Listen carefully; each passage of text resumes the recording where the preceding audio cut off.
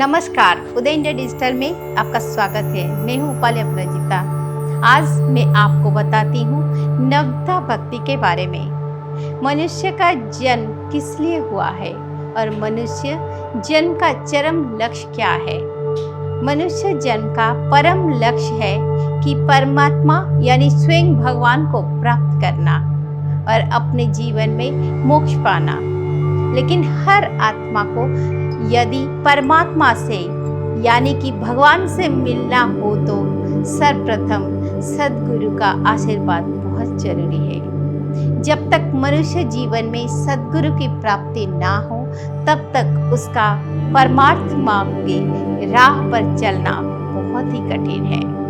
और मैं आपको आज यह भी बताना चाहती हूँ कि हमारा पुरातन शास्त्र श्रीमद् भागवत एवं रामचरितमानस में भगवान को प्राप्त करने का उपाय बताया गया है। उस उपाय का नाम है भक्ति। जैसे हमारी भगवत गीता में लिखा गया है, सर्वधर्म परित्यज्य मामकम शरणं भज, अर्थात सब कुछ का परित्याग करके भगवान के शरण में चला जाना। तो क्या सब कुछ त्याग कर भगवान की शरण में चले जाना इतना आसान है? हाँ, उसका सरल उपाय है भगवान के प्रति संपूर्ण भाव से संपूर्ण रूप में भक्ति करना। हमारे शास्त्र में नवदा भक्ति के बारे में अर्थात 9 प्रकार के भेद उल्लेखित है। नवदा भक्ति 2 युग में 2 लोगों द्वारा कही गई थी। सतयुग में भक्त प्रहलाद द्वारा और त्रेता युग में भगवान श्री रामचंद्र द्वारा। प्रहलाद जी द्वारा कही गई नवदा भक्ति श्रीमद् भागवत पुराण के 7वें स्कंद के 5वें अध्याय में है और श्री रामचरितमानस के अरण्य कांड में श्री राम ने माता सबरी को नवदा भक्ति का उपदेश दिया था। मातंग ऋषि की शिष्या माता सबरी स्वयं को नीच और अधम समझती हुई प्रभु की स्तुति करने में झिझक रही थी। सबरी माता के गुरु मातंग ऋषि ने सबरी माता को कहा था कि स्वयं भगवान राम आपकी कुटिया पर आएंगे एवं आपको नवदा भक्ति के बारे में ज्ञान प्रदान करेंगे।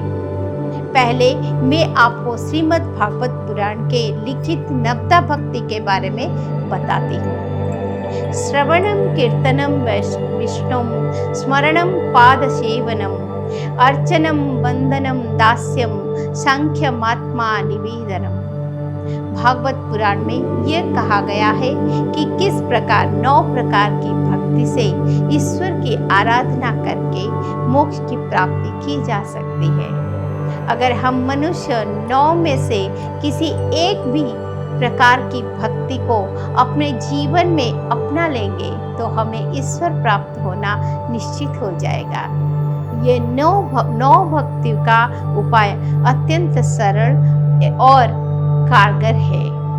प्रथम उपाय है भगवान के चरित्र अथवा लीला का श्रद्धा पूर्वक श्रवण करना और उसी के अनुसार आचरण करने की चेष्टा करना, क्योंकि भक्ति मार्ग में श्रवण का काफी महत्व है। दूसरा उपाय है कीर्तन।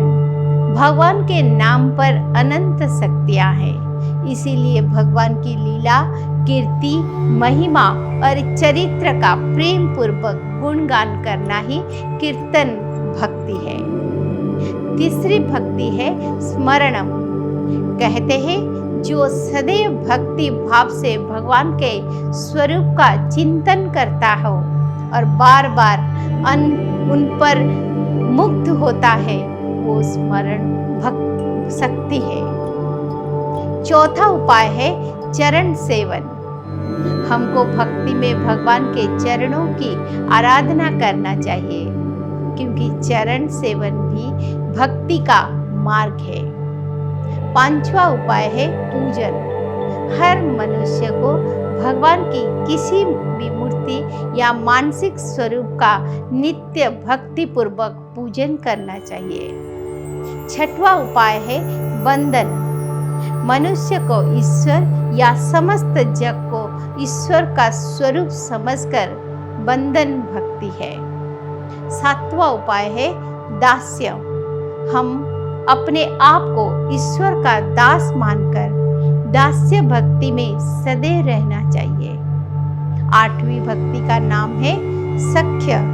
हर मनुष्य को भगवान को अपना सखा मानकर और अपना परम हितकारी मानना सख्य भाव की भक्ति है। नौवीं भक्ति है का नाम मार्ग है आत्मनिवेदन अथवा समर्पण। हर मनुष्य को अहम भाव त्याग कर अपने आप को ईश्वर के समक्ष समर्पित कर देना चाहिए, जिसका नाम है समर्पण भक्ति। अब हम आपको श्री रामचरितमानस के अरण्य कांड में कैसे स्वयं भगवान राम ने माता सबरी को नवदा भक्ति के बारे में ज्ञान दिया था, उसके बारे में बताते हैं।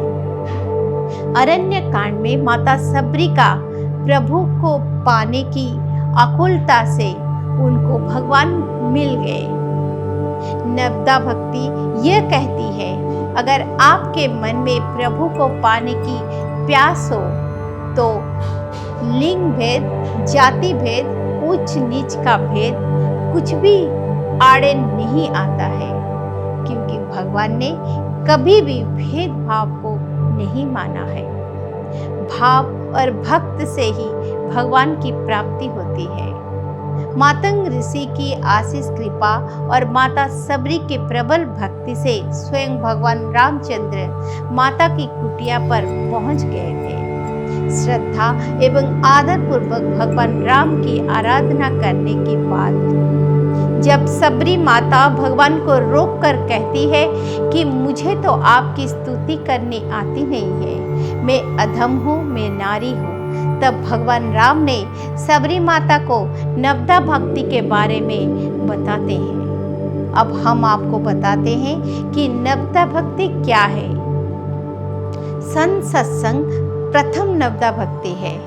हर मनुष्य को हमेशा समाज के श्रेष्ठ जनों अथवा सत्संग से जुड़े रहना चाहिए, क्योंकि सत्संग मनुष्य को परमार्थ का मार्ग प्रदर्शित करता है। दूसरी भक्ति का मार्ग है रति। हर मनुष्य को भगवान की लीला के प्रसंगों का चिंतन और गुणगान करना चाहिए। तीसरी भक्ति का मार्ग है गुरु की सेवा। हमारे शास्त्रों में गुरु को ईश्वर का दर्जा दिया गया है, इसीलिए कहा जाता है गुरु ब्रह्मा, गुरु विष्णु, गुरुदेव महेश्वर। जब मनुष्य शिष्य के नाते अपने चेतना को शिखर पर रखेगा, तब जाकर वो सद्गुरु की चेतना प्राप्त कर पाएगा। चौथी भक्ति का मार्ग है भगवत संकीर्तन। भगवान का नाम सदैव अपने से ही मनुष्य को परम गति प्राप्त होती है। पांचवी भक्ति का मार्ग है भगवान का मंत्र जप। प्रत्येक दिन हर मनुष्य अपने इष्ट देवता अथवा आराध्य देव का मंत्र जाप रोज करना चाहिए। छठवीं भक्ति का मार्ग है इंद्रिय निग्रह। इस भक्ति में भगवान राम ने शील की चर्चा की है। शील अशील का विलोम है अथवा हर मनुष्य को शालीनता के साथ सहमति से स्वयं पूर्वक जीवन यापन करना चाहिए। प्रत्येक जीव को परमात्मा भाव से देखना भक्ति का सातवां मार्ग है। इस दुनिया में हर प्राणी के अंदर आत्मा है और हमें उन सबका यथा भाव से आदर करना चाहिए। भक्ति का आठवां मार्ग है यथा लाभ संतोष अथवा भगवान ने हमको जो भी कुछ इस संसार में दिया है, हम सबको उसी से ही संतुष्ट रहना चाहिए। भक्ति का नौवां उपाय है सरल जीवन यापन करना। हर मनुष्य को सरल और निष्कपट रहकर एवं परमात्मा के ऊपर भरोसा रखकर हर परिस्थिति में मनुष्य को सुख खुश रहना चाहिए। हम सब मनुष्यों को परमात्मा पर भरोसा रखना चाहिए। यह सारी भक्ति के 9 भेद मनुष्य को भगवान प्राप्ति करने के साथ साथ मनुष्य का जीवन का सूक्ष्म रहस्य भी मिलता है। मैं आशा करती हूँ नवदा भक्ति का कोई भी उपाय शांति और सुख लाए। नमस्कार।